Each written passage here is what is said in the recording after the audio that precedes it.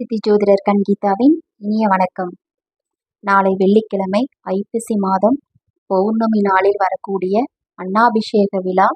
சிவபெருமானுக்கு எத்தனையோ பொருட்களால் அபிஷேகம் செஞ்சாலும் வருடத்தில் இந்த ஒரு நாள் மட்டும் திருமேனிக்கு அன்னத்தால செய்யக்கூடிய அபிஷேகத்தினாலதான் உலகம் முழுவதும் பஞ்சம் இல்லாம பசி பட்டினி இல்லாம நம்மை அனைவருக்குமே உணவு கிடைச்சு உணவு பொருள் நல்ல விளைச்சலை கொடுத்து வாழ வைக்கக்கூடிய ஒரு பிரார்த்தத்தை கொடுக்கக்கூடிய விஷயம் இந்த அன்னாபிஷேகத்துல இருக்குதுங்க. இந்த அன்னாபிஷேகத்தை அன்னைக்கு எல்லாருமே கோவிலுக்கு சென்று, சிவபெருமானுடைய கோவிலுக்கு சென்று நீங்க பச்சரிசி வாங்கி தரலாம், காய்கறிகள் வாங்கி தரலாம், இல்ல பழங்கள் வாங்கி தரலாம், சமையலுக்கு உண்டான பொருட்கள் வாங்கி தரலாம், அன்னதானம் வழங்கலாம். என்ன உங்களால முடியுமோ நீங்க வாங்கி தரலாம்.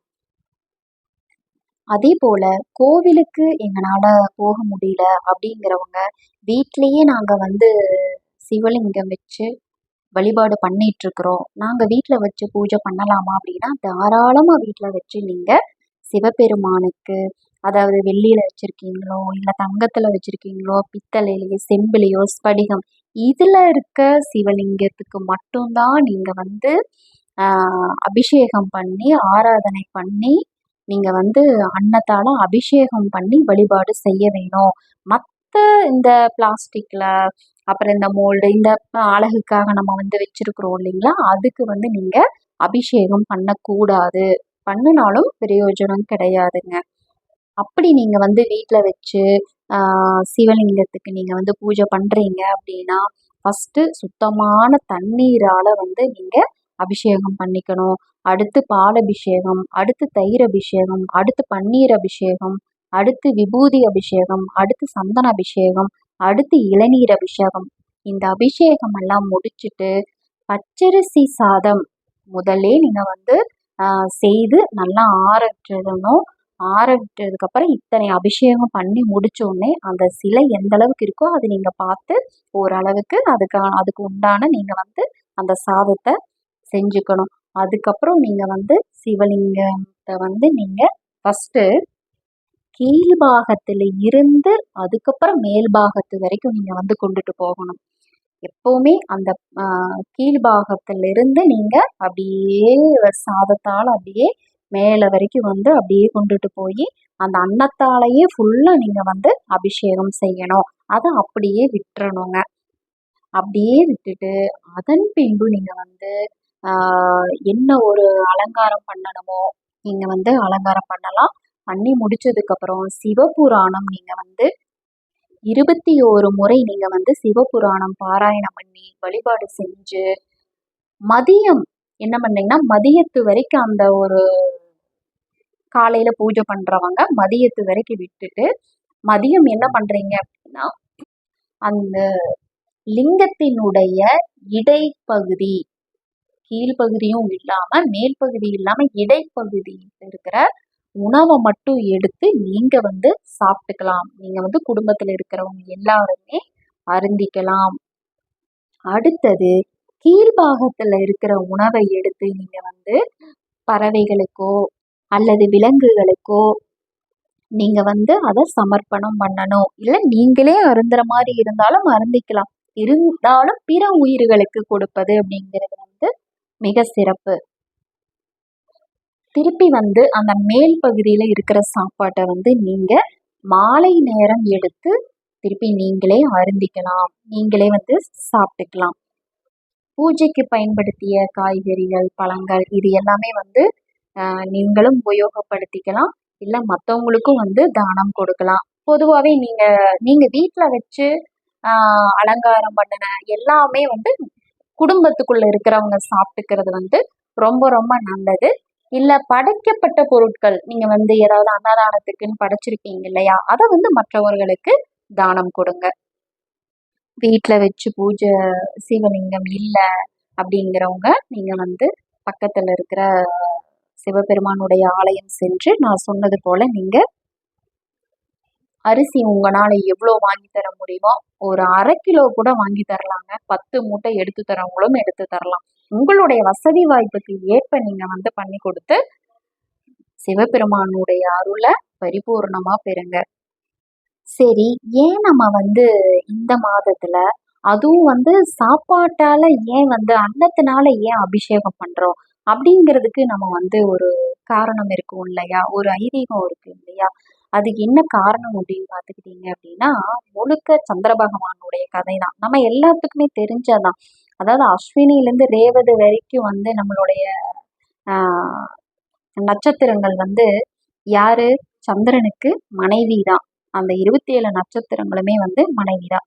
ஆனாலும் பார்த்துக்கிட்டீங்க அப்படின்னா சந்திர பகவான் ரோகிணி நட்சத்திரங்கிட்ட தான் ரொம்ப அதிகமா பாசத்தோடையும் அன்போடையும் காதலோடையும் வந்து இருப்பாரு. மற்றவங்க கிட்ட ஒரு அந்த அளவுக்கு வந்து ஒரு அன்போ அந்த ஒரு காதல் இருக்காது. எல்லாரும் போயிட்டு மாமனார் யாரு, தட்சன். அப்ப அவங்க கிட்ட போயிட்டு, அப்பா இந்த மாதிரி வந்து ரோகிணி கிட்ட மட்டும் ரொம்ப பாசமா இருக்கிறாருப்பா, எங்க கிட்ட எல்லாம் பாசமா இருக்க மாட்டேங்கிறாங்க அப்படின்னு சொல்லும்போது உடனே வந்து தட்சன் வந்து சந்திர பகவானை கூப்பிட்டு கண்டிப்பாரு. என்ன நீ என்னோட 27 மகளுகளையுமே நீ நல்லா வச்சுக்குவேன் அப்படின்னு சொல்லிதான், நான் நல்லா பார்த்துப்பேன் அப்படின்னு சொல்லிதான் உனக்கு கல்யாணம் பண்ணி கொடுத்தேன். ஆனா என்ன நீ இப்படி பண்ற, பாரபட்சம் பாக்குறியே அப்படின்னு சொல்லி கேட்பாரு. அதுக்கு வந்து அவரு இதுக்காக நான் வந்து ரொம்ப பேசிட்டு என்ன சொல்லிடுவாருன்னா சாபம் கொடுத்துருவாரு. நீ ரொம்ப அழகா இருக்கிறதுனாலதான் இந்த மாதிரி பண்ற, நீ வந்து உன்னோட அழகெல்லாம் இதாகிட்டும் அப்படின்னு சொல்லிட்டு சாபம் கொடுத்துருவார். அதுக்கு வந்து சந்திர பகவான் ரொம்ப அப்படியே ரொம்ப மனம் வருந்துவார். அதுக்கு என்ன பண்றது அப்படின்னு நினைச்சு அவர்கிட்டயே, யாருகிட்ட சாபம் கொடுத்தாரு இல்லையா, அவர்கிட்டயே தன்னோட மாமனார்கிட்டயே தச்சன்கிட்டயே கேட்பாரு. இப்படி சாபம் கொடுத்துட்டீங்களே, நான் வந்து எல்லாத்துக்கிட்டையும் அன்பாதான் இருக்கிறேன், இருந்தாலும் ஒரு படி மேல நான் அப்படி இருக்கேன், அதுவும் உங்க பொண்ணு தானே, இருந்தாலும் எனக்கு உங்களோட சாபத்துல இருந்து நான் வெளியில வரணும், அதுக்கு நீங்க தான் வந்து அருள் புரியணும்னு கேட்டங்காட்டி உடனே தட்சன் சொல்லுவாரு. என்ன சொல்லுவாருன்னா, நீ வந்து திங்களூர் போயிட்டு சிவபெருமானை நோக்கி தவம் இரு, அவர் வந்து நிச்சயமா இந்த சாபத்துல இருந்து ஏதாவது ஒரு உனக்கு விமோசனம் கிடைக்கும் அப்படின்னு சொல்லுவாரு. உடனே வந்து சந்திர பகவான் வந்து ஆஹ் நல்ல ஒரு ஆழ்ந்த ஒரு தவத்தை நோக்கி இருந்ததுனால சிவபெருமான் வந்து மனம் இறங்கி அவரை வந்து தன்னுடைய தலையிலேயே வந்து பிறையா சூடிக்கொள்வார். ஏன்னா தட்சன் மிகப்பெரிய ஒரு நிலையை அடைஞ்சவர். அவருக்கு உண்டான ஒரு அந்த சாபத்திலிருந்து ஓரளவுக்கு பண்ண முடியும் அப்படின்னு சொல்லிட்டு வந்து தன்னுடைய அந்த பிறைய வந்து தான் சூடி கொண்டாலும் கூட அவர் வந்து உனக்கு வந்து முழுமையா அந்த தேயிற இதுவும் இருக்கும், திருப்பி நீ வந்து வளர்பிறையும் ஆவ, தேய்பிறையும் ஆவ அப்படின்னு சொல்லிட்டு இதுதான் உனக்கு கிடைச்ச ஒரு வரமா நீ வந்து ஏத்துக்கிட்டு நீ அந்த மாதிரி பண்ணணும், இந்த மாதிரி ஒரு சுழற்சியோட தான் நீ வந்து இருக்க முடியும் அப்படின்னு சொல்லிட்டு முழுமையான ஒரு இருக்கும் நாள் அப்படின்னு பார்த்துக்கிட்டீங்க அப்படின்னா இந்த ஐப்பசி பௌர்ணமியில தான் வந்து ஒரு முழு ரீதியான அந்த ஒளியோட சந்திர பகவான் ஒளிர்வார் அப்படிங்கிற ஒரு ஐதீகம் இருக்கு. அதனாலதான் இந்த சந்திர பகவானுடைய தான் வந்து நம்ம உணவு அரிசி. அப்போ இத வந்து நம்ம வந்து ஐப்பசி மாசம் வந்து வரக்கூடிய இந்த பௌர்ணமி நாள்ல நம்ம வந்து சிவபெருமானுக்கு ஏன் பிறைமுடி சூடியவன் அப்படின்னு நம்ம சொல்றோம் இல்லைங்களா, நம்ம சந்திர பகவான பிறைய அவர் வந்து நம்ம வந்து பார்த்துருப்போம். சிவபெருமானுடைய தலையில பிறை சூடியவன் நம்ம சொல்றோம். அந்த சூடியதுனால சந்திர பகவானுடைய அந்த உணவை வந்து நம்ம அபிஷேகம் பண்ணி சிவபெருமான நம்ம வந்து குளிர வைக்கிறோம். அதுதான் நம்மளுடைய முன்னோர்களும் ரிஷிகளும் எல்லாம் கொடுத்து சென்ற ஒரு மிகப்பெரிய வரப்பிரசாதம். அதனால நாளைக்கு எல்லாருமே இந்த அன்னாபிஷேக விழாவில் வந்து ஆலயம் சென்றோ அல்லது வீட்டில் வழிபாடு செய்தோ நீங்க வந்து சிவபெருமானுடைய அருளை முழுவதுமா பெற்று பரிபூரணமா ஆரோக்கியத்தோடையும் நீண்ட ஆயுளோடையும் மகிழ்ச்சியோடையும் வாழ ஜோதிடர் கண்கீதாவின் இனிய வாழ்த்துக்கள்.